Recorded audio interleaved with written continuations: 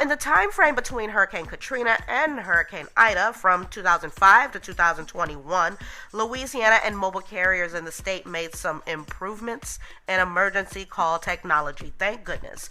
And they invested a lot of money into their efforts too.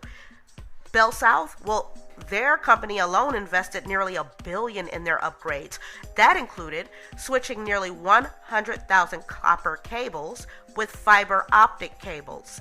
And by doing this, customers and businesses alike were able to have networks with faster speeds and cables that wouldn't experience interruptions during natural disasters. Also, the WiMAX standard, which was designed to deliver high-speed data security and improved mobility, was deployed to help evacuees and rescue workers make communications.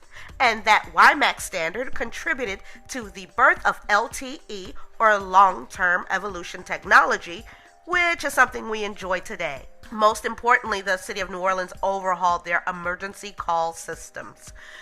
The Washington Post reported, quote, separate centers for medical, police, and fire calls were consolidated under one roof, and new call routing technology to prevent the whole thing from going down during a disaster was scheduled to be installed early next year. In other words, they had the technology, it was somewhere around the building, but it wasn't yet installed. Even the federal government tried to step in. In an independent panel, the Federal Communications Commission tried to require mobile carriers to keep up to 8 hours of backup power on their cell towers in the event of a failure.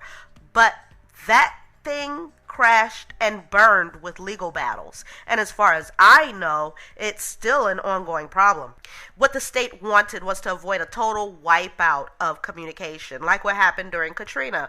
Without communications, government officials and rescue workers were left with sending messages by writing them down on legal pads and giving them to state troopers so that the state troopers could hand deliver said messages to the governor's mansion in a squad car.